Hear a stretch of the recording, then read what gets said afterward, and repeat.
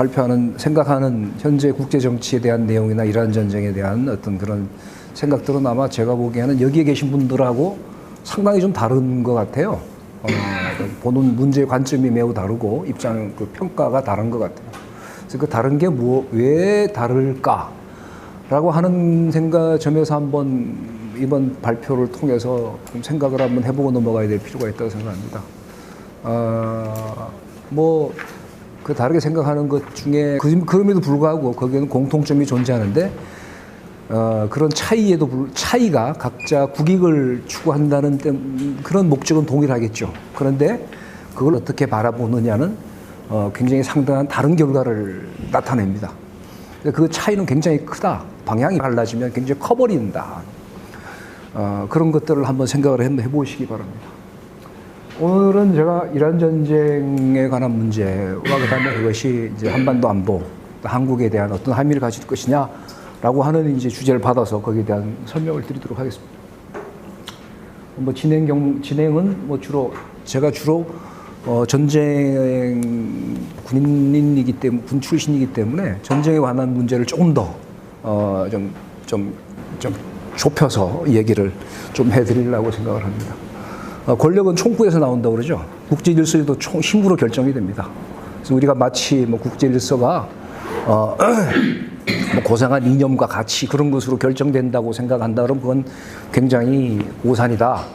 미국이 가치와 이념 그런 것을 수호했다 그러는데 미국이 가치와 이념을 주장했던 것도 결국은 현실주의적 입장에서 자기들한테 이익이 되기 위해 미국에 대해서 오해가 있는데 미국은 한 번도 이상주의적인 그런 태도를 가진 적이 없다고 생각해요. 국제정치적으로. 항상 현실주의적이었어요. 이상주의나 이념을 가치를 주장하는 것도 현실주의적 배경에서 주장했을 뿐이에요. 자기들한테 유리할 때는 주장을 하고 안 그러면 걷어들이고 하는 것이죠. 그런 측면에서 저는 미국 역사는 거의 일관된 관통되는 그런 어떤 통일성을 가지고 있다고 생각합니다. 그런 측면에서 저는 설명을 해드릴 것입니다. 전쟁이 진행 경과는 이거는 이제 일단 한번 건너가기 위해서 얘기를 하는데요. 작년부터 전쟁이 있었죠. 그 다음에 이제 이란 소요 사태가 작년 12월 말부터 해서 1월 중순까지 이란 소요 사태가 있었고, 이거는 색깔 혁명의 성격을 가지고 있었고, 또 지금 최근 들어서는 이란 내에서 들어오는 소식을 보면 거의 정보 공작의 성격이 굉장히 강하다는 걸 알 수가 있습니다. 그 다음에 이어서 이제 에픽 퓨리라고 하는 작전이 벌어졌습니다. 전쟁에 대해서 제가 한마디로 평가하자면 미국은 패배했고 이란은 승리했다입니다. 이게 그 전쟁에서의 승리와 패배를 다른 어떤 것으로 이렇게 포장하기 굉장히 어려워요. 앞으로 국제 질서는 전쟁의 승패에 의해서 좌우될 겁니다. 어떤 전쟁도 국제 정치 질서에서 전쟁에서 승패가 모든 걸 결정하는 거지. 그 승패를 다른 것으로 포장하기 굉장히 어렵습니다. 그게 전쟁의 본질이에요. 우선 우리가 이 전쟁에 대해서 보면 제일 먼저 중요한 것은 전쟁의 원인을 얘기를 하는 것인데, 전쟁의 원인은 직접적인 원인과 그다음에 배경적인 원인을 나누어 설명하기도 그래요. 근데 현재까지 나와서 보면 이제 표명하고 있는 것은 트럼프가 말하고 있는 것은 이란의 핵능력 문제, 그다음에 또 이제 우리가 보고 있는 좀 구조적인 측면에서 국제정치적 구조의 측면에서 봤을 때 이란이라고 하는 국가가 처해 있는 지정학적 위치가 매우 독특하다는 거죠. 사실상 이란 중국의 1대1로의 어떤 횡적 선상에 있고, 그다음에 러시아의 어떤 어떤 교차점이 있어요. 그래서 미국의 입장에서는 이란이라고 하는 나라가 중국과 러시아를 타격하기 위한 교차점이 있다는 것이죠. 거기에 대한 정리가 중러에 대한 간접 타격일 뿐만 아니라 전체 서아시아 전체를 장악하기 위한 아주 좋은 그런 위치가 있다 하는. 그다음에 많은 분들이 트럼프 이야기에서 빼먹는 게 있는데 이란은 석유가 많아요. 그다음에 각종 천연 자원도 엄청납니다. 그런 측면에서 미국이 자신들의 공공 채무 이런 문제, 경제적인 그런 위기를 극복하기 위한 어떤 그런 탈출구로 생각할 수 있는 방안은 그런 충분하다고 생각합니다. 베네수엘라도 아마 그런 이유 때문에 베네수엘라를 침공했다고 저는 생각을 해요. 또 하나 가볍게 볼 수 없는 것은 앱스타인 사건입니다. 권력자는 자기 자신의 이익이 가장 중요합니다. 그래서 이란 전쟁 발생 전에 앱스타인 문제가 아주 굉장히 크게 퍼졌었어요. 법무장관도 바꿨잖아요. 그리고 전쟁 중에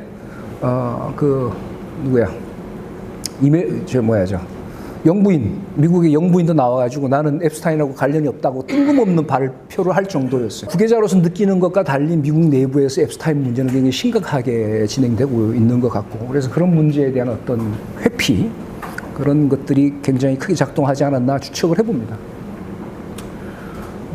이런 이 원인에 대한 것은 워낙 다양하기 때문에 여기서 여러 가지가 동시에 작동할 수도 있고, 우리는 이렇게 추측할 수가 있는 것이지, 나중에 이제 무엇인가는 결국은 문서가 열리고 서류가 열리고 어떤 그런 것이 열려야 가능한 그런 상황이 될 겁니다. 한참이 지나야지 진짜 진정한 원인이 나올 수 있겠죠. 우리가 그럼에도 불구하고 이제 비교적 현 시점에서 잘 파악할 수 있는 건 전쟁의 성격입니다. 저는 우크라이나 전쟁 때부터 사실상의 세계 제3차 세계대전이 벌어졌다라고 얘기를 했습니다. 그건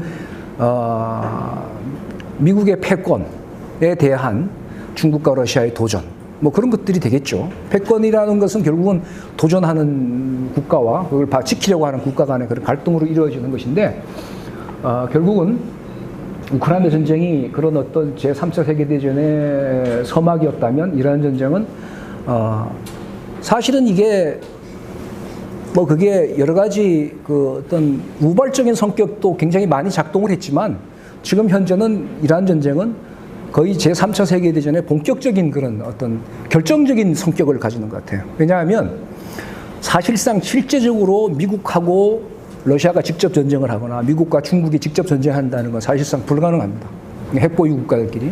그래서 우리가 생각할 수 있는 세계대전의 성격을 가진다는 것은 어차피 제한전이고, 또 제가 보기에는 현재 벌어지고 있는 우리의 지금 현재 국제정치적인 그 충돌은 과거에 7년 전쟁과 같은 그런 양상을 보이고 있어요. 그래서 그때 7년 전쟁 때 벌어지는 전쟁의 양상이라는 것이 서아프리카에서, 그다음에 인도에서, 그다음에 미국에서, 이렇게 영국과 프랑스가, 물론 제일 처음에는 오스트리아 와기 전쟁 때문에 시작이 됐지만 결국은 그 전쟁이 미국, 영국과 프랑스의 그 패권의 그런 갈림길이 되었단 말이죠. 그래서 그런 것 같은 비슷한 형태적인 양상을 보이는 것 같다고 저는 생각을 합니다.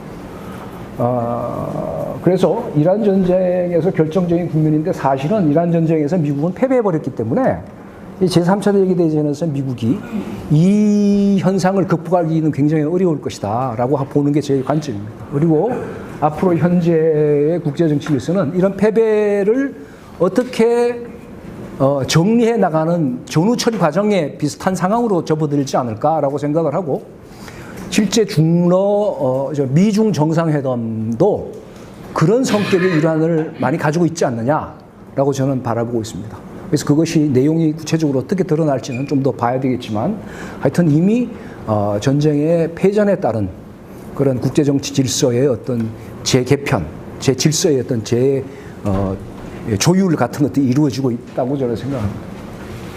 이 과정에서 우리가 눈여겨봐야 될 것은 사실상 국제연합과 같은 그런 사라졌다. 그리고 그 다음에 또 국제법적 질서가 완전히 폐기되고 무실화돼 버렸다는 겁니다. 이란에 대한 미국의 선전포고 없는 전쟁과 그다음 미국의 일방주의 공격 같은, 국제연합은 스스로 파괴 없애버렸어요. 스스로. 더 이상 국제연합 같은 건 존재하지 않습니다.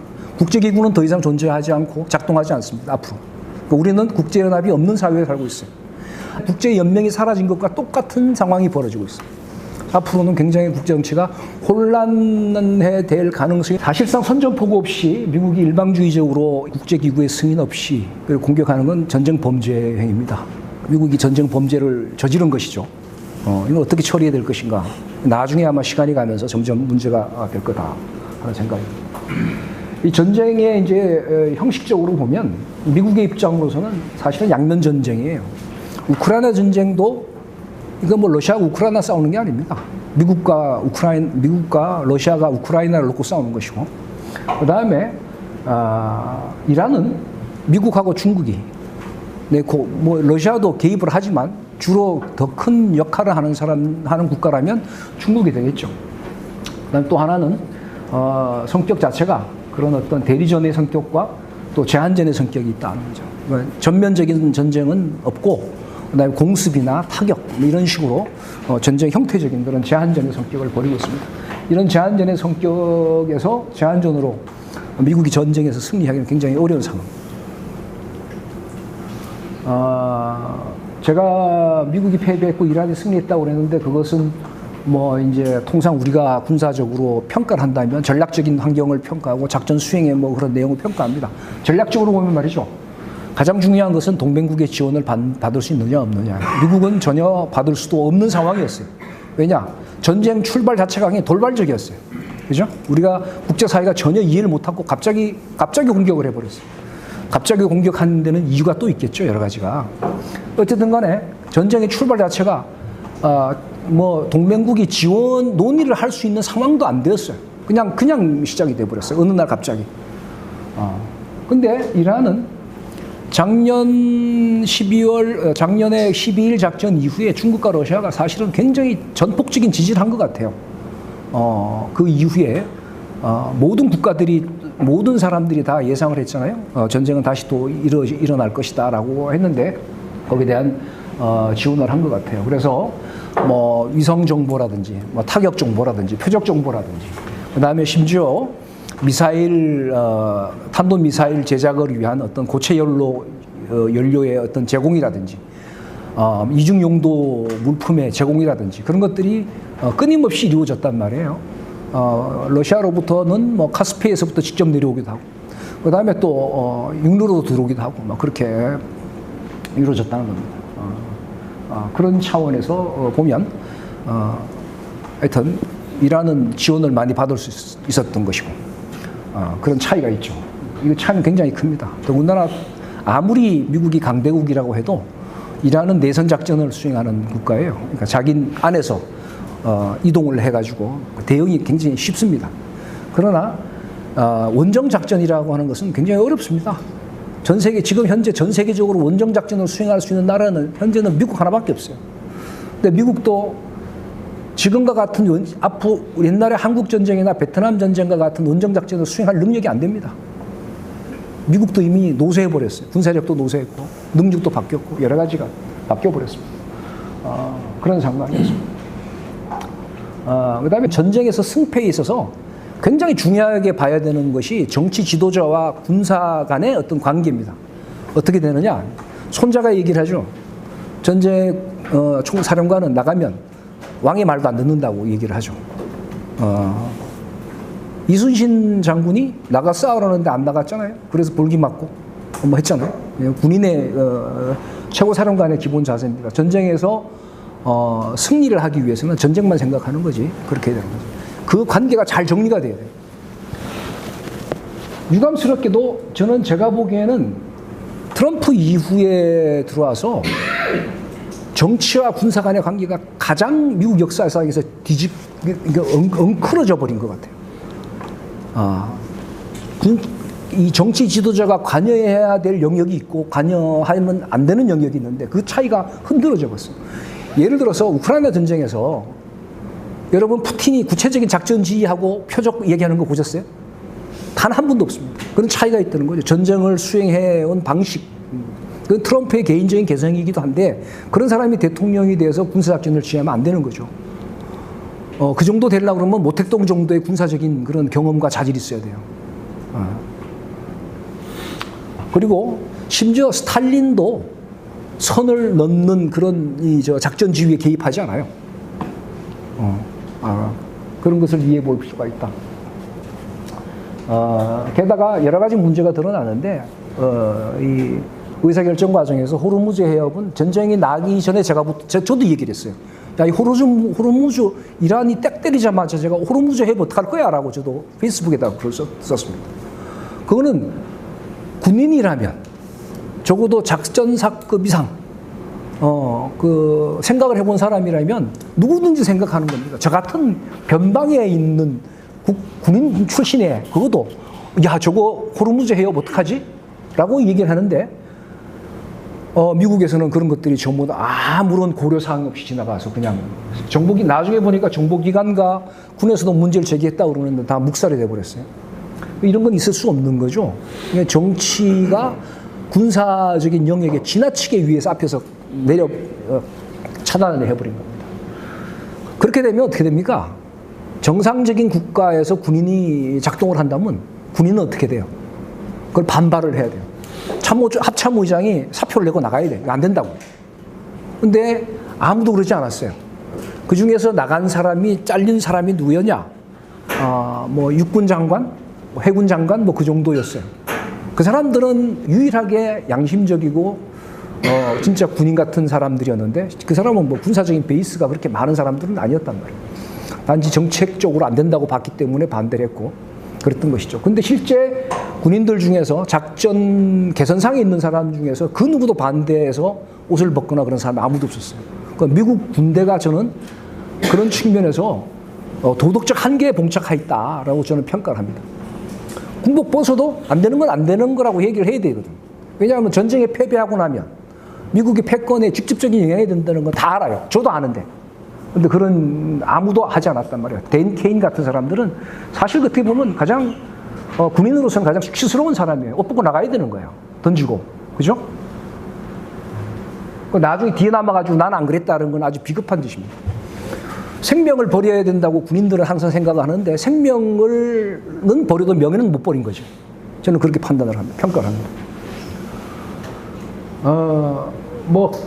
그리고 이제 여기 대해서 뭐 여기 보시는 바와 같이 기본적으로 미국 같은 경우는 여기서 또 얘기하자면 이제 AI를 이용한 작전 수행의 문제점을 뭐 읽어보시면 아실 거고 수행의 문제점으로 한번 지적해 보려고 합니다. 군사 작전은요 굉장히 집중적이고 분산적이에요. 작전의 목적과 지향하는 것은 굉장히 집중적으로 통합되어 있어야 되고 수행하는 방법은 굉장히 분산적으로 이루어져야 됩니다. 왜냐하면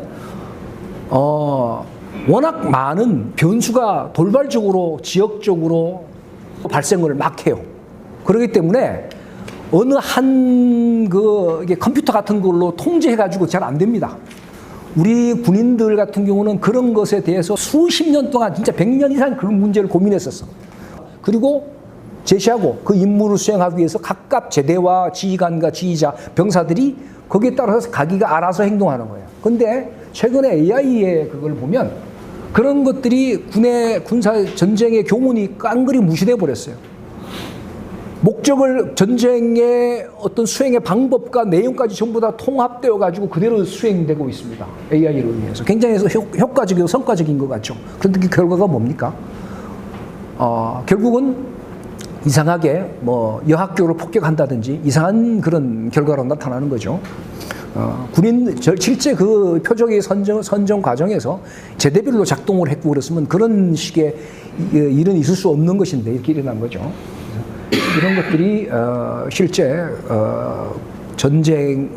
전쟁과 작전의 성격을 뭔가 AI라고 하지만 뭔가 크게 좀 이렇게 제대로 파악을 못한 것 같다는 생각이 듭니다. 게다가 또 하나 가장 큰 문제는 미국은 우크라이나 전쟁 이후에 변화된 현대전의 양상에 대한 준비가 거의 되지 않았어요. 여전히 과거의 플랫폼, 항공모함이나 그다음에 항공기나 뭐 전차나 그런 것을 기반한 플랫폼에 바탕한 그런 전쟁 수행을 생각했고 그다음에 그런 작전 개념을 그대로 가지고 있었다는 거죠. 반면에 이란은 아킬레스건을 공격한다고 하는 분명한 목표가 있었고 그 아킬레스건은 미국의 경제적 지배체제라고 저는 생각을 합니다. 그래서 이 위안화로 결제하라든지 그런 것들이죠. 페트로달러 체제를 붕괴시킨다든지 종전 협상의 진행에 대해서 얘기를 하자면 아마 종전 협상이 어떻게 진행되는지는 뭐 여러분들이 언론을 통해서 알게 아시겠지만 저는 여기에서 가장 중요한 문제는 걸프만에서 미군 기지를 철수하라는 이란의 요구에 핵심적인 문제입니다. 아까 전에도 처음에 모두에서 국제정치도 결국은 힘의 역학관계에서 좌우되고 그것은 군사력의 승패에 대해서 결정됩니다. 미군이 더 이상 여기서 존재할 수 있느냐 없느냐에 따라서 서아시아의 힘의 역학관계는 완전히 바뀝니다. 그리고 저는 이미 트럼프가 그런 문제는 수용했다고 저는 생각을 해요. 특히 왜 그러냐면 더 이상 그 안에서 기능을 발휘할 수 없는 현실적인 문제도 있고, 그다음에 이란이 강력하게 요구를 하고 있는 것이 그 미군 기지의 철수입니다. 실제적으로는 그게 전쟁 재발 방지나 공격 방지라고 하지만 그것을 달성하기 위해서는 미군 기지를 빼야 되는 거죠. 미군 기지가 빠지면 어떻게 될까요? 전혀 다른 상황이 바뀔 겁니다. 그래서 서아시아 국가들도 그런 상황에 대비한 자기 나름대로의 어떤 생존 방법을 찾아가고 있다고 생각을 해요. 향후 전망이라고 한다면 사실상 현재는 미국은 트럼프가 이건 문제도 제가 처음 전쟁 발생하자마자 그랬어요. 미국이 현 문제를 해결할 수 있는 방법은 유일하게 핵무기밖에 없다. 전쟁 발생하자마자 얼마 되지 않아서 제가 이 얘기를 했어요. 그 이후에 뭐 핵 얘기가 막 나오거든요. 현실적으로 방법이 없습니다. 군사적으로 해결할 수 있는 방법은 전무합니다. 유일하게 이제 외교적 방법인데, 외교적 방법도 굉장히 쉽지 않아요. 미중 정상회담에서 봤듯이 미국은 중국을 통해서 뭔가를 이렇게 좀 협상을 하거나 뭐 돌파를 해보려고 그러지만 중국은 전혀 그렇지 않죠. 중국은요, 5,000년의 세력 정치를 해온 세계 패권을 한 번도 놓친 적이 없어요. 단 한 100몇십 년간의 그 제국주의에 침탈당해서 잠시 약해져 있었어요. 앞으로도 중국은 여전히 세계 최고의 강국이 될 겁니다. 2000년 전, 3000년 전과 똑같이. 유럽에서나 서양에서는 패권 국가가 바뀌었잖아요. 동양에서는 안 바뀝니다. 바뀔 수가 없어요. 인구가 14억인데 어떻게 바뀝니까? 그 엄청난 땅덩어리하고, 그 다음에 문화적 그런 이 전통 그 앞에서 어떻게 바뀝니까? 물론 그렇다고 해서 중국이 과거에 영국이나 미국이나 뭐 로마가 보여줬던 것 같은 그런 제국의 형태는 전혀 다른 양상을 띠겠죠. 동양적인 어떤 그런 또 특성이 있기 때문에. 그러나 여전히 중국은 세계 최대 강국으로 남아 있을 것이고 그럴 것이다. 중국은 앞에서는 서아시아의 평화를 얘기하고 뭐 안정을 얘기할 겁니다. 그러나 여전히 중국은 미국의 패권을 약화시키고 해체시키기 위한 모든 노력을 다 할 겁니다. 그래서 그런 것들을 가볍게 여기면 안 됩니다. 그리고 저는 그런 가능성이 훨씬 더 높아졌다고 생각합니다. 그리고 이번 미중 정상회담이 마치 그다음 부시와 고르바초프 간의 회담하고 비슷한 그런 역사적 전환의 성격을 보여준다고 생각을 해요. 유럽은 또 앞에 드러나고 좀 다르게 조금씩 흔들리는 모양이 보이는데, 스페인하고 이탈리아와 독일이 미국의 어떤 기존의 어떤 주장에서보다 조금씩 이탈하는 그런 성격을 보이고 있어요. 그건 국내 정치적인 그런 측면하고도 많이 영향을 받는 것 같습니다. 현재 영국하고 프랑스가 미국을 지지하고 지원하고 있지만 그것도 그렇게 오래 가기는 어려울 것 같다. 뭐 이미 이제 앞으로 어떻게 될 것이냐라고 한다 그러면 뭐 전 세계적인 경기 후퇴, 경제 위기의 그런 가능성이 굉장히 높아질 것이고, 미국이 의도적으로 세계 경기 후퇴나 경제 위기를 초래할 가능성도 있어요. 양털깎기를 해서 한국의 뭐 삼성전자나 이런 것들 이제 헐갑에 더 완전하게 장악하거나, 뭐 또는 그 은행이나 그 금융권, 지금도 금융권 다 넘어가 있지만 더 뭐 심지어 뭐 국책은행 중에 상당 부분들을 가져간다든지 하는 그런 가능성도 굉장히 높다고 생각을 합니다. 그러면 현재 이제까지 보여준 중에서 우리 동북아에 미치는 가장 큰 영향은 미국의 군사적 존재감의 약화라고, 그다음에 현실적 능력의 약화라고 생각합니다. 결국은 아마 이런 문제가 결국은 한국에서도 가장 큰 문제가 생길 것이고, 사실은 대만에 대한 미국의 반응은 거의 사실상 곤란하고, 그 다음에 일본으로 인해서 이런 공백을 메우려고 하지만 이것도 일본도 능력이 안 됩니다. 그만큼. 일본도 과거에 있는 일본이 아니에요. 이미 힘이 쇠퇴하고 있는 나라고, 그런 상황에서 최근 트럼프가 북미 회담을 주장하고 있는 것도 이런 일련의 연장선상에서 새로운 판을 좀 정리하기 위한 것이 아닌가라고 생각을 합니다. 앞으로 미중 정상회담 이후에 어떻게 변화가 될지 모르겠지만 제가 트럼프라고 한다 그러면 아마 이란 전쟁을 빨리 어떻게 마무리 좀 하고 북미 정상회담을 통해서 관계를 정리하고 그런 상황으로 가지 않을까라고 생각을 합니다. 그리고 또 하나 정말 중요한 문제는 이제 미국의 이제까지 이란 전쟁에서 보여준 바에서 본 바와 같이 미국은 더 이상 우리를 지켜줄 수 있는 능력이 안 돼요. 그건 분명하게 인식을 해야 됩니다. 미국은 더 이상 스탠드오프 미사일을 못 만듭니다. 중국은 절대로 허용하지 않을 겁니다. 지금은 본토 방위도 힘들어요. 지금 가지고 있는 정도의 숫자 가지고는 다른 나라의 개입은 고사하고 본토 방위도 힘든 그런 상황입니다. 이미 열쇠가 빠져버렸어요. 이제 그런 것들을 한번 봐야 되겠다. 그래서 이런 상황에서 우리는 한국군의 대비 태세, 그다음에 우리의 그런 것들을 스스로 할 수 있도록 전작권 환수 빨리 서두르고 거기에 대한 대비를 해야 될 것이다라고 생각하는 게 제 생각입니다. 결국은 제가 과거부터 계속 지정학적 변화의 어떤 대격변 속에서 한국 안보의 한국화라고 하는 얘기를 많이 했는데 이런 시점이 가장 정말 시급하게 되어야 되는 시점이 되었다. 그리고 거기에 대한 준비를 좀 많이 해야 된다.